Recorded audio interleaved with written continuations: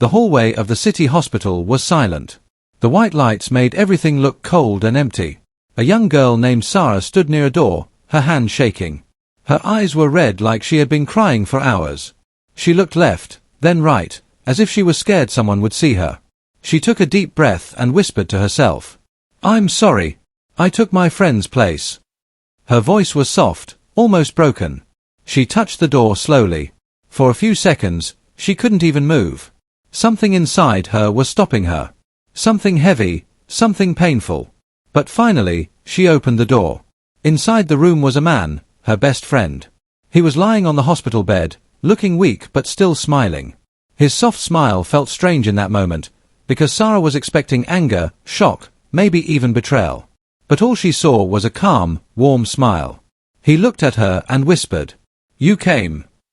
And that smile felt like a secret message. A message that said, "Thank you." But why? Why was he thanking her? Why did she take his place?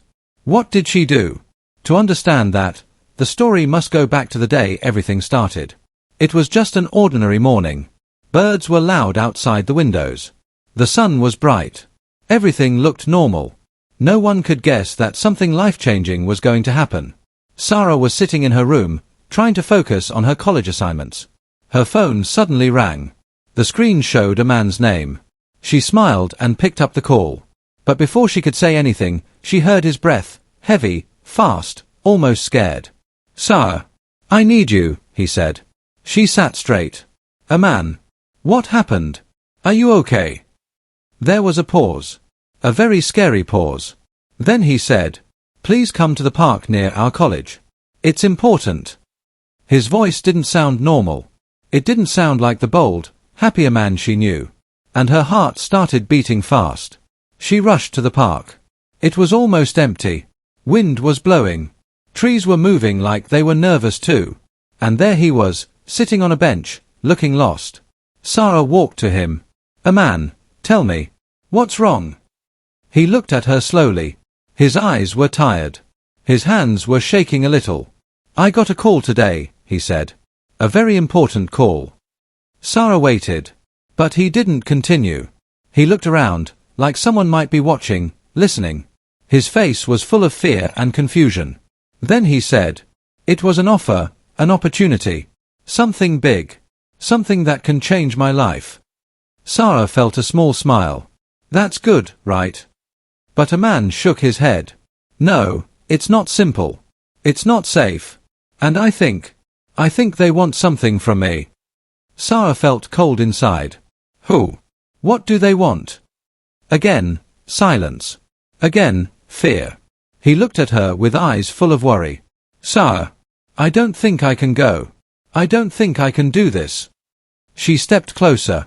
"You don't have to go if you're scared." But he grabbed her hand suddenly. "Someone has to go. And I'm the one they called." Sarah froze. His words felt dangerous. Before she could speak, a message notification appeared on his phone. He saw it, and his face turned pale. "It's them," he whispered. Sarah leaned forward. "What does it say?" He read it slowly, his voice shaking.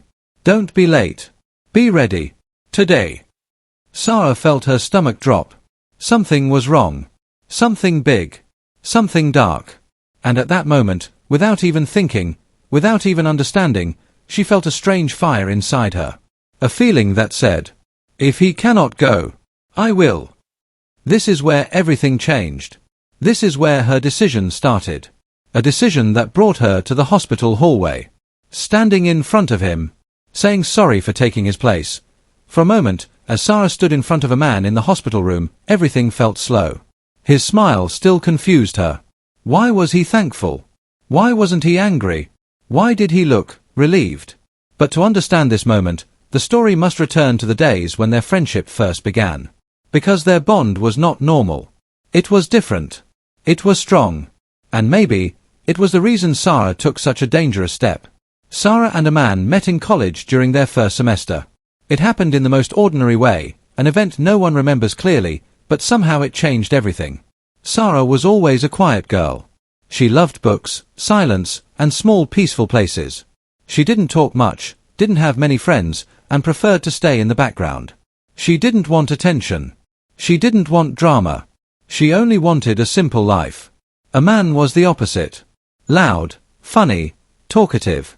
He walked into a room and everyone noticed him. He helped people without thinking twice. He made jokes, shared food, and laughed even when life was hard. People liked him easily. But very few knew the real him. The real man was strong, but also tired. Brave, but also hiding pain. And maybe that was why he understood Sarah more than others. Their first meeting was almost silly. Sarah dropped her notebook in the library, and all her papers scattered across the floor. Students walked by, ignoring her. But a man sat down immediately and helped pick every page one by one. He smiled as he handed the notebook back. People walk fast. Don't worry. I walk slow. It was a simple line. But it stayed in Sarah's heart. From that day, something changed. Weeks passed. They started sitting together in the cafeteria. Sarah would listen while a man told funny stories. Sometimes he talked so much she forgot her own silence. Sometimes she spoke more than she ever had before, surprising even herself. They studied together. Shared lunch. Walked home on rainy days. Laughed during exams. Slowly, quietly, without planning, they became the one thing both of them needed. Each other's safe place. People saw them together all the time. Some thought they were siblings. Some thought they were a couple. But they didn't care about labels. They were simply best friends. A man would often tell her, "You know, Sarah, you think you're weak. But I think you're the strongest person here." Sarah never believed it. But maybe, deep inside, she wanted to. Even though their friendship looked perfect from the outside, the truth was different. A man carried secrets, heavy ones. Sometimes he talked normally for hours. But sometimes he became quiet, too quiet, staring at nothing. Sarah noticed. "Are you okay?" she would ask. A man always smiled and said, "Yes. Just thinking." But Sarah knew it was not just thinking. There were nights he didn't reply to messages. There were days he looked tired like he hadn't slept. There were moments she saw fear in his eyes for no reason. She wanted to ask more, but she didn't want to force him. So she stayed close. She showed him he wasn't alone. Even when he didn't say anything. One day, as they sat under a tree near the college gate, a man suddenly asked her a strange question. "Sarah, if one day I disappear, will you remember me?" She laughed nervously. "What? Why would you disappear?" A man looked at the sky instead of her. "Life is unpredictable." Sarah felt a chill. But she didn't understand the meaning at that time. No one could. Their bond grew even stronger through small moments, a man cheering her during presentations, Sarah helping him calm down before exams, both sharing secrets during late-night calls. They became the kind of friends who didn't need words to understand each other. A look was enough. A smile was enough. A silence was enough. And maybe, that silent understanding was the reason Sarah reacted so quickly on the day of the strange phone call. She knew a man was scared. She knew something big was happening. And she knew he needed her. The wind blew strongly through the park that day. The trees moved like they were whispering secrets to each other. Leaves fell slowly, touching the ground near Sarah's shoes as she stood in front of a man. His face looked pale, worried, almost like he had seen something he should not have seen. Sarah felt nervous. A man was never like this. He always laughed. He always joked. He always made everything feel light. But today, he looked heavy. Like something was sitting on his chest. "A man, please," Sarah said softly. "Tell me what happened." For a moment, a man didn't speak. He just looked at his phone, then at the empty park, then at the ground. His breath was short, like he was trying not to panic. "Finally," he said, "I got a call this morning. A very strange call." Sarah waited, her heart thumping quietly. "A company, an agency, something like that. They said I was selected for a special program." He paused. "Something that can change my life." Sarah blinked. "That sounds good. Why do you look so scared then?" A man shook his head slowly. "It didn't feel right. They knew things about my life, things I never shared. They said I must come today. No delay. No questions." Sarah felt a chill climb up her spine. "Who are they?" A man looked away. "I don't know. But they sounded serious. Too serious. He showed her the message he received. This is your chance. You must arrive today. 4 p.m. Be alone. Sarah stared at the screen. No name. No logo. No details. A man, this sounds dangerous. He nodded nervously. I felt the same. But Sarah, this program is something big. If it's real, it can change everything. My future, my family, my life. Sarah could hear the hope and fear mixing in his voice. But I have a problem, he continued quietly. There is something about that place, that meeting, that I cannot face right now. Sarah stepped closer. What do you mean? A man ran his fingers through his hair, frustrated. Sarah, I have panic attacks. You know that. But you don't know, crowded places, closed rooms, unknown people, they crush me. Sarah felt her stomach drop. A man, why didn't you tell me before? He smiled weakly. I didn't want to look weak. I wanted to look strong for you, for everyone. She shook her head softly. You don't have to be strong all the time. But a man continued, ignoring her soft words. I thought I could go. I tried to prepare myself. But when they sent this message, he held up his phone. I froze. I can't do it. I can't go. But if I don't go, I might lose everything. This was my one chance. His voice broke. Someone has to go, but it can't be me. Sarah felt a strange pressure inside her chest. A heavy, confusing feeling. She swallowed hard. But they called you. Not someone else. A man nodded. I know.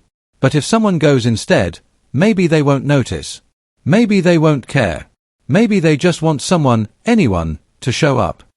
Sarah felt fear inside her heart, but she hid it. What do you think will happen if you don't go? A man looked down again. They said if I don't show up, there will be consequences. The word consequences echoed in her mind like thunder. A man, do you trust them? She asked. He shook his head. No. Do you trust Emmy? She asked quietly. He looked into her eyes. Yes. More than anyone. Silence filled the air between them. A heavy silence. A silence full of choice. Sarah felt her heartbeat grow faster. She didn't know what the program was. She didn't know who those people were. She didn't know what danger was waiting. But she knew one thing clearly. A man was scared. A man needed her. And when someone you love trusts you more than himself, something inside you changes. Something wakes up. Sarah, he whispered, I don't know what to do. She stepped closer. I'll do something. He looked confused. What do you mean? But she didn't answer. Because in that exact moment, the idea had already formed in her mind. Slow, wild, dangerous. She knew what she would do. She knew the risk. And yet, she didn't stop herself. That day, under the moving trees and cold wind, Sarah made a decision that would change both their lives forever. The clock was ticking loudly in Sarah's mind, even though the park was silent. Every second felt heavy. Every breath felt sharp. A man kept looking at his phone, waiting for another message, waiting for something that scared him even more than the unknown. Sarah watched him closely. His shoulders were stiff. His fingers were twisting nervously. His eyes kept searching the empty pathways, like someone might appear any moment. She had never seen him like this. Sarah, I don't know what to do, a man said again. His voice was breaking. He looked like a person standing at the edge of a cliff. And she felt like someone who just stepped forward without thinking. Give me the details, she said quietly. A man blinked. What? The place. The time. Everything. Tell me. A man shook his head fast. No, no, no. Sarah, you don't understand. This is not simple. This is not normal. I know it's not normal, she replied calmly. But you said someone must go. A man stared at her, shocked. You can't go in my place. Why not? She asked. Because it's dangerous. She took a deep breath. Then think, if you go, what will happen to you? You're already scared. You're not ready. But I am not frozen like you. I can move. I can breathe. I can act. He shook his head again. Sarah, this is not a school assignment. This is real. Yes, she said softly. That's why I'm doing this. A man looked like he wanted to stop her, grab her arm, shout at her, something. But he didn't. Because deep inside, he knew she was right. He knew he couldn't face that place. He knew he was not ready. And maybe, he knew Sarah was the only one who would dare to step in. An hour later, Sarah stood in her room. Her heart was beating fast. She stared at her reflection in the mirror. She looked calm on the outside, but her stomach felt like it was twisting. She changed into clothes that looked more like a man's style, simple, dark colors, comfortable shoes. She tied her hair back so it looked shorter from a distance. She even practiced his walking style, his confident steps. It wasn't perfect. But maybe, perfect wasn't needed. Maybe they just needed someone to arrive. She picked up the paper where a man had written the address. A warehouse area. A strange building. No name. No directions except, enter alone. Her hands trembled as she folded the paper. What am I doing? She whispered to herself. But then she imagined a man's pale face in the park. The way he looked trapped. The fear in his eyes. And she knew, she couldn't let him go there. She grabbed her small bag and walked out. The road to the location felt too long. Every streetlight looked brighter than usual. Every shadow felt like someone watching her. She kept walking fast, pretending she was brave. But inside, she was terrified. When she finally reached the address, her breath almost stopped. The place was dark. The building looked abandoned. A single light glowed above the main door. Sarah's heart thumped so loud she thought someone might hear it. For a moment, she thought about running back. But then she remembered a man's voice. If I don't go, there will be consequences. And she stepped toward the door. Inside, everything felt colder. The air smelled like metal and dust. She walked slowly, her footsteps echoing. A long hallway stood before her, dim and silent. Then she heard a sound. A soft click. A light turned on. A tall man in a black coat stepped out of the shadows. He looked at her like he already knew who she was. You're here, he said. Sarah nodded, trying to stay calm. He didn't smile. He didn't question her. He simply said, follow me. And she did. Every step felt like walking into deeper danger. Every second felt like she was moving away from safety. But she kept going. Because she wasn't there for herself. She wasn't there for the program. She was there. In a man's place. And she didn't know yet. This one decision would lead her to the moment in the hospital. Standing in front of her best friend. Whispering, I'm sorry. I took your place. But for now, the real danger was only beginning. The room Sarah entered was brighter than the hallway she had just walked through. White walls, white floor, bright lights, everything looked clean but strangely empty. A long table stood in the center with only one chair. It felt like an interview room, but also like something more serious, something controlled. The man in the black coat stood behind her and said, sit. Sarah obeyed quietly. Her hands rested on her lap, but she could feel the sweat forming on her fingers. Her heartbeat was loud inside her ears.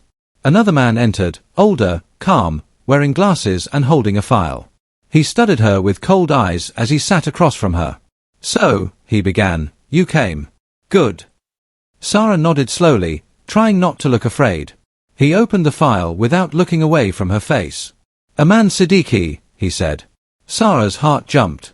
But she kept her expression still. You received our message, and you came alone, the man said. Yes, she replied softly, copying a man's confident tone. The man leaned closer. You are brave. Sarah swallowed. She didn't feel brave. She just felt trapped. He checked some papers and continued, do you know why we selected you for this program? Sarah shook her head. No. He smiled a small, cold smile. Because we were watching. Her breath froze. Your grades, he continued. Your skills. Your behavior. Everything. Sarah nodded slowly, still pretending. But inside, she felt a sharp fear. They weren't watching a man. They were watching her. They knew her history. They knew her behavior. They thought she was a man. The truth was wrong, and dangerous.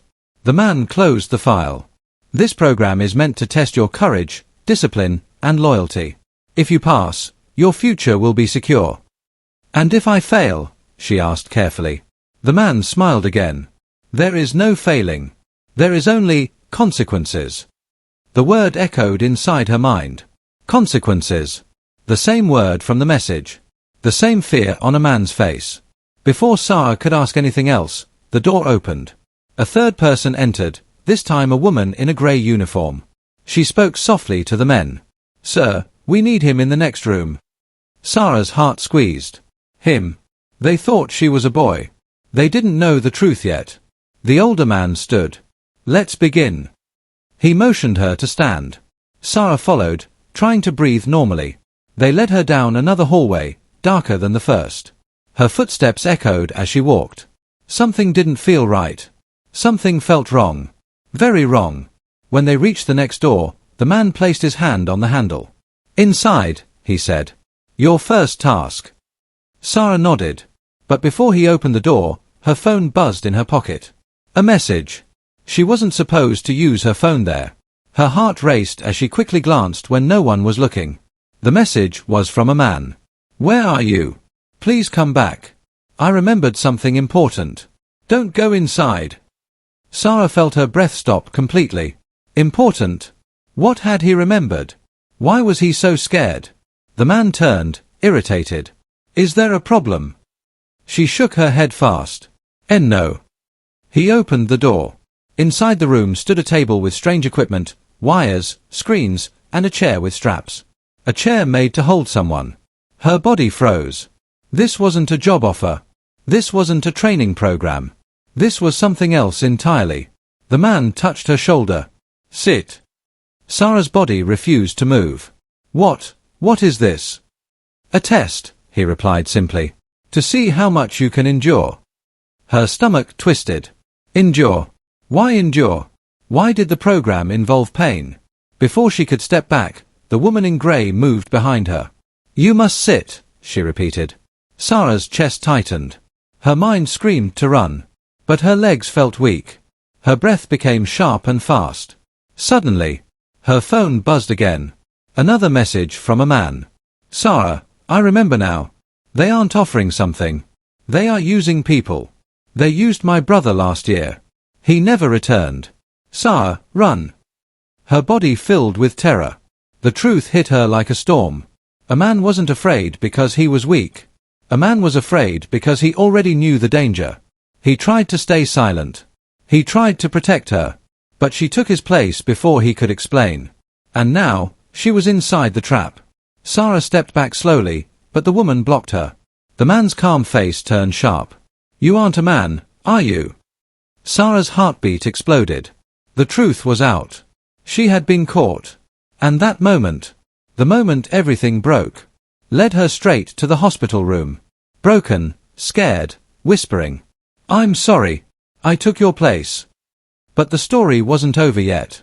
The final truth was still waiting, the moment the man said, "You aren't a man, are you?" Sarah felt like the floor disappeared from under her feet. Her lungs tightened. Her legs shook. She knew she had been discovered. She knew there was no more time left to pretend. She stepped back slowly, but the woman in grey blocked the door. The man took a step forward, his eyes sharp and cold. "Who are you?" he repeated. Sarah swallowed hard. Her voice was shaking as she said, I came in his place." The man's face twisted with anger. "You think this is a game? You think we didn't check? We know everything. We knew you were not him the moment you walked in." Sarah froze. If they knew, why did they let her enter? Why did they bring her this far? The man answered as if reading her thoughts. "We allowed you to enter because once someone enters, they never leave. Not without completing the program." Her whole body went cold. The man signaled the woman to grab her, but just then, the lights flickered. A loud alarm rang through the building. Red lights flashed across the hallway. The woman stepped back, confused. The man's eyes widened in anger. "What is happening?" Sarah didn't wait for an explanation. She turned and ran. Her heart pounded so loudly she could barely hear the alarm. She rushed through the halls, pushing open doors, turning corners without thinking. She didn't know where she was going, she only knew she had to get out. Behind her, she heard footsteps. Shouts. Commands. They were chasing her. She pushed open a door and found herself in a storage room. Metal shelves, boxes, old files. No windows. A dead end. Her breath shook. She closed the door quietly and hid between shelves. Footsteps approached.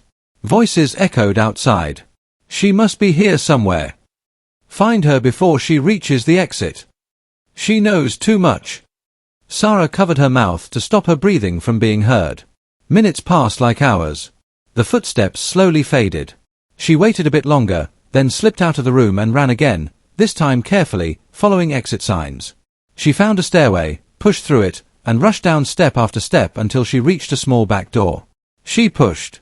Locked. Her hope cracked. Then she saw a fire alarm handle on the wall. She didn't think. She pulled it. The alarm blared again, louder than before. A safety lock clicked open. She pushed the back door with all her strength. Cold air hit her face. She was outside.